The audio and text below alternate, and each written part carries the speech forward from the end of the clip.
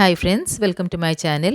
ഇന്ന് ഞാൻ ഷെയർ ചെയ്യുന്നത് വളരെ എളുപ്പത്തിൽ കുറഞ്ഞ ഇൻഗ്രീഡിയൻസ് ആയിട്ട് ഉണ്ടാക്കാൻ പറ്റിയ ഒരു മത്തങ്ങാക്കറി റെസിപ്പിയാണ്. അപ്പം നമുക്ക് വീഡിയോയിലേക്ക് പോകാം. അതിന് മുമ്പ് എൻ്റെ ചാനൽ നിങ്ങൾക്ക് ഇഷ്ടപ്പെട്ടതാണെങ്കിൽ സബ്സ്ക്രൈബ് ചെയ്തിട്ട് ഒന്ന് സപ്പോർട്ട് ചെയ്യണേ. അപ്പോൾ ഇവിടെ ഞാനൊരു ചെറിയ മത്തൻ എടുത്തിട്ടുണ്ട്. ഇനി ഇതിൻ്റെ തൊലിയൊക്കെ കളഞ്ഞ് ഇതിൻ്റെ കുരുവൊക്കെ കളഞ്ഞിട്ട് ചെറിയ ക്യൂബ്സ് ആയിട്ട് കട്ട് ചെയ്തിട്ട് എടുക്കുന്നുണ്ട്. ഇപ്പോൾ ഇതാ ഞാനിതിവിടെ ഒരു മീഡിയം സൈസ്ഡ് ക്യൂബ്സ് ആയിട്ട് കട്ട് ചെയ്ത് കഴുകിയെടുത്തിട്ടുണ്ട്. ഇനി നമുക്കിതൊന്ന് വേവിച്ചെടുക്കാം.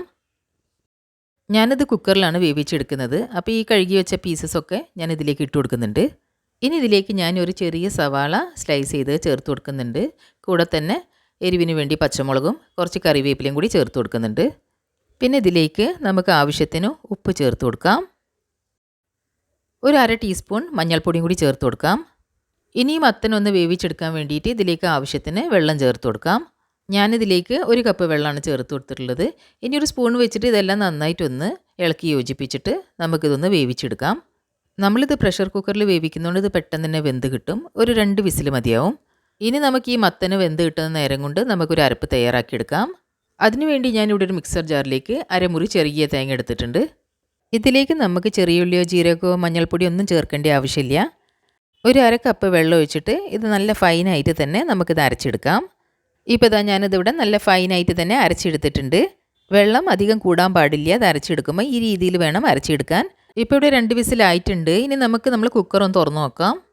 മത്തനൊക്കെ ശരിക്കും നന്നായിട്ട് വെന്ത് കിട്ടിയിട്ടുണ്ട്. ഇനി നമുക്കൊരു സ്പൂൺ വെച്ചിട്ടോ കയ്യിൽ വെച്ചിട്ടോ ഇതെല്ലാം നന്നായിട്ടൊന്ന് ഉടച്ചെടുക്കാം. ഇതെല്ലാം നന്നായിട്ടൊന്ന് ഉടച്ചെടുത്തതിൻ്റെ ശേഷം നമുക്ക് അരപ്പിതിലേക്ക് ചേർത്ത് കൊടുക്കാം. ഇനി ഇതെല്ലാം നന്നായിട്ടൊന്ന് മിക്സ് ചെയ്തിട്ടെടുക്കാം.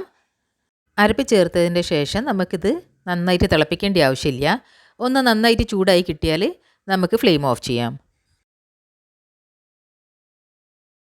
ഇപ്പോൾ ഇത് നന്നായിട്ട് ചൂടായിട്ടുണ്ട്. ഇതിൻ്റെ സൈഡിലൊക്കെ ബബിൾസ് വരാൻ തുടങ്ങി. അപ്പോൾ ഇനി നമുക്ക് ഫ്ലെയിം ഓഫ് ചെയ്യാം. അപ്പോൾ ഇത്രയേ ഉള്ളൂ, നമ്മൾ മത്തൻ കറി റെഡി ആയിട്ടുണ്ട്. ഇനി നമുക്കൊരു വറവ് തയ്യാറാക്കിയെടുക്കാം.